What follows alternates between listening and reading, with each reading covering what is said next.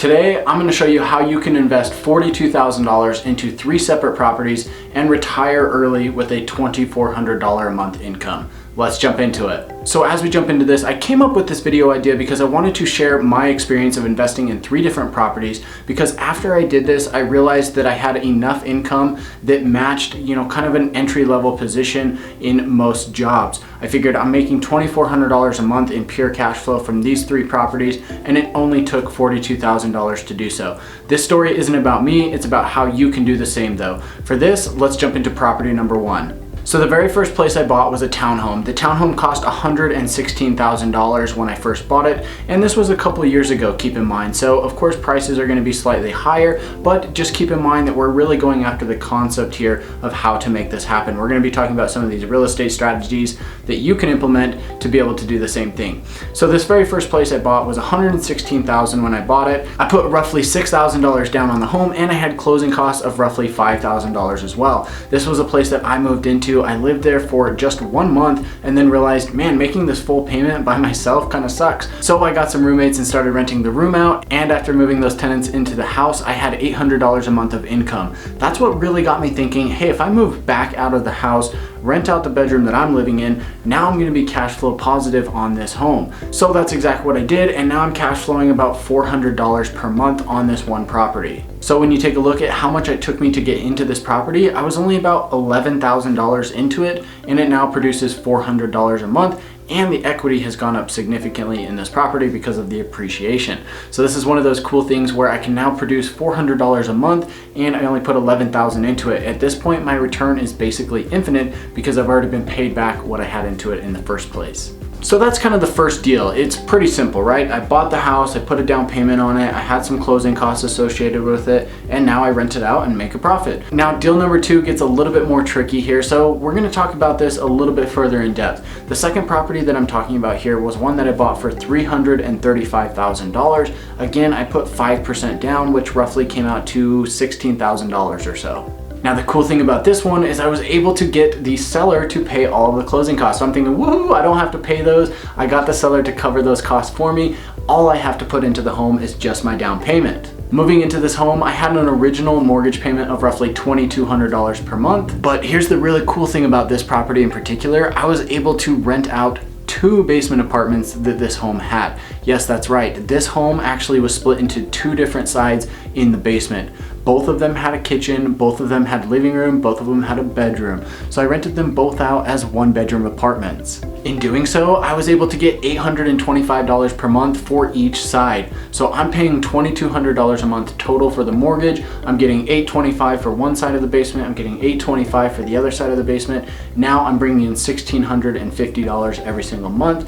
And my difference in the mortgage there is only about $550 per month. And I get to live in this beautiful 2-bedroom, 2-bath home upstairs. I get a garage, I get a yard, and I get to live in a great part of town. This is so awesome because I went from paying $2,200 per month down to just about $550 plus a little bit in utilities. So guys, I hope this gives you an idea of how you can do the same, how you can actually get into something, find the right type of home, find something that has a basement apartment that you can rent out. Maybe it's got a lot of bedrooms, maybe it's got a guest house, whatever the case may be, you want to find something that has these other units that you can actually rent out to bring in income. Yes, you are gonna have to live with somebody for a little while, but that's kind of the process here. You want to get into these properties with low money down and be able to live in them, house hack them during that time, and then be able to hold them as rentals long term to provide you monthly income. So after I moved out of this property, I decided to refinance the mortgage.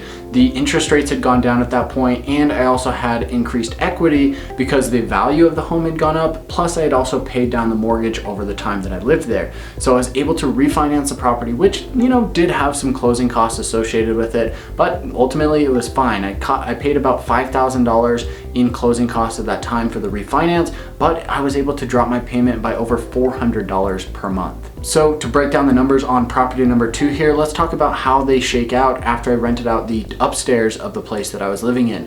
The rent for the upstairs is $1,600 per month. The basements are still at $825 on each side, so that brings me a total rental income of $3,250 per month. With my new mortgage amount of just $1,800 per month, this means I'm bringing in over $1,400 a month in cash flow. Now, one thing that I do want to interject here is that no, I am not accounting for expenses in this. Generally, when I calculate my net cash flow numbers, I don't account for expenses because sometimes I'm not going to have any expenses for, let's say, 6 months at a time, and then I might have a big plumbing issue that's going to cost me $500. So I generally kind of mentally account for those expenses, but I don't account for it in my net cash flow numbers.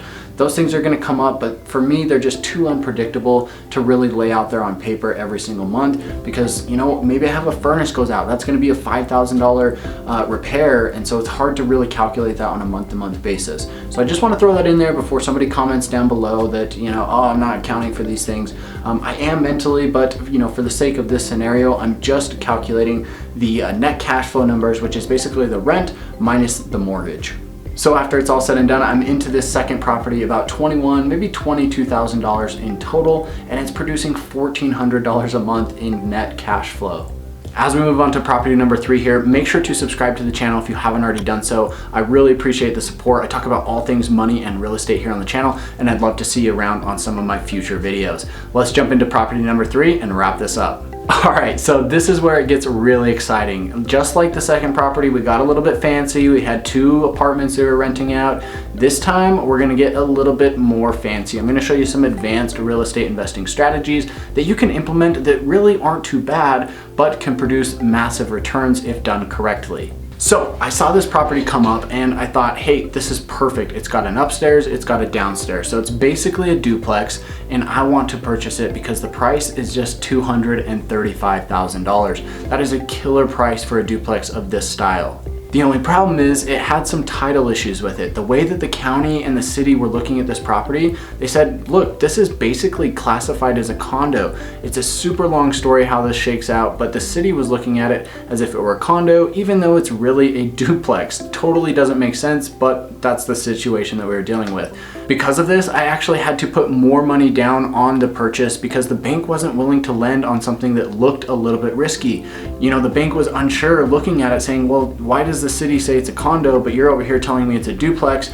The bank just didn't know how to react to that, and so they said, look, you're gonna have to put 25% down in order to purchase this property. So I'm over here thinking, okay, well, I guess I'm gonna have to get creative, right? So what did I do? Well, I offered $235,000 for the house. During the process, the appraisal actually came in lower. It was lower at $217,000, which was unfortunate, you know, for the owner. For me, it actually worked out great because I ended up getting an $18,000 price drop because of that. So it actually worked out well for me because I had to put 25% down, which was just over $50,000 on this property. And at the time, I didn't have $50,000. You know, if you're in a situation where you don't have money, you don't have the ability to do this, you want to make sure that if you've got the right deal, you're going to be able to find the money. In real estate, the one thing that everybody always worries about is, oh, I don't have the money for that. I don't have the money to purchase this rental or this fix and flip or whatever the case may be.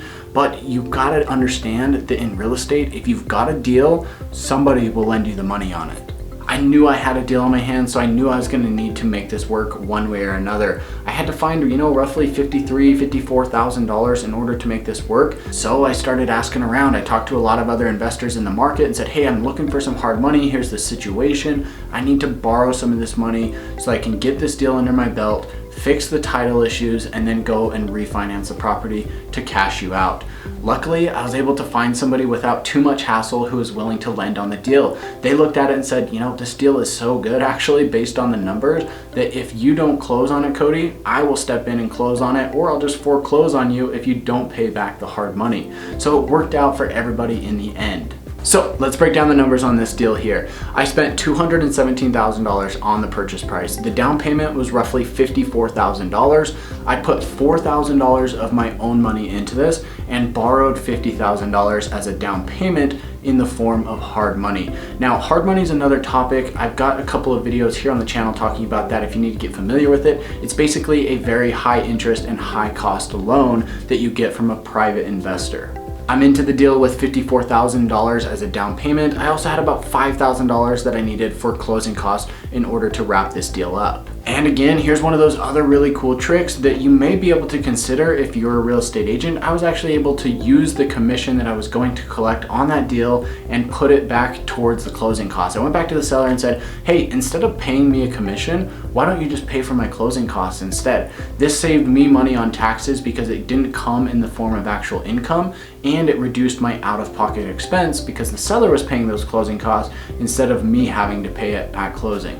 Even if you're not a real estate agent, this is still something you want to consider. Establish a relationship with another realtor who may be able to, help you out with some of their commission. If you're going to do multiple deals with them, you might be able to set something up where they'd be willing to pitch in a little bit and help you out in a situation like this. So just something to consider. Don't ruin the relationship over, a little bit of their commission. You want to have somebody who's on your team and be willing to pay full price if you need to, but it's just something to consider. Talk to people, see what they think. They might be willing to do something. All right, so I finally closed the deal. I put $54,000 into it, right? I remember I borrowed $50,000 of that. So in this deal, I was only in at $4,000 out of my pocket.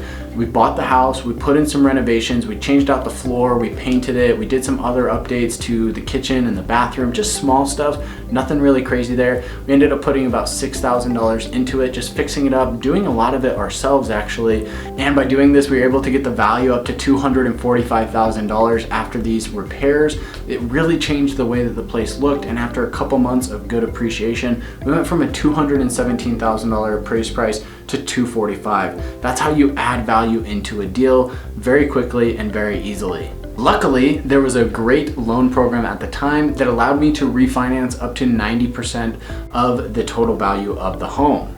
This gave me a new loan amount of $220,000, which was more than enough to pay off the first loan that I got from the bank, which was $162,000, plus the $50,000 hard money loan that I had acquired. So to back up a little bit, I had $162,000 in first position from the bank. I had $50,000 in second position as hard money. This put me at roughly $212,000. My new loan amount was about $220,000. So after it was all said and done, I was gonna get $57,000 back into my pocket as part of this cash out refinance, but I did have some closing costs associated with that. Because the bank was willing to give me so much on the loan amount, they did have higher closing costs, so I had to pay $6,000 in closing costs at this point, and they only ended up giving me $51,000 back in my pocket after it was all said and done.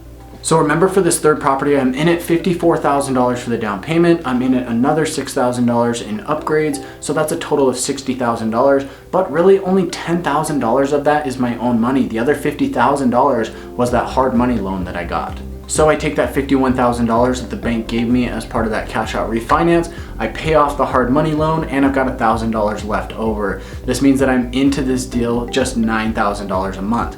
Now let's talk about real quick the numbers that you can get on a type of deal like this. I want to provide value in showing you the power of being able to get a property that produces enough rent income to basically pay for your entire mortgage and still cash flow on the back end. My new payment on this property was about $1,400 per month after I refinanced it, but I was bringing in $2,000 a month in rent. This means I was making over $600 a month in cash flow every single month from just this one duplex. All right, so let's recap really quick. In that first property, I've got about $10,500. In the second property, I've got about $22,000, and in the third property, just $9,000. That gives you a total invested amount of just $42,000. I showed you 3 different ways to purchase property. One is just a very traditional way. The second way is another traditional way of doing financing, but actually buying something that has these accessory dwelling units, AKA basements, that I can rent out for additional income. And the third one was basically just a duplex that I was able to do some special creative financing on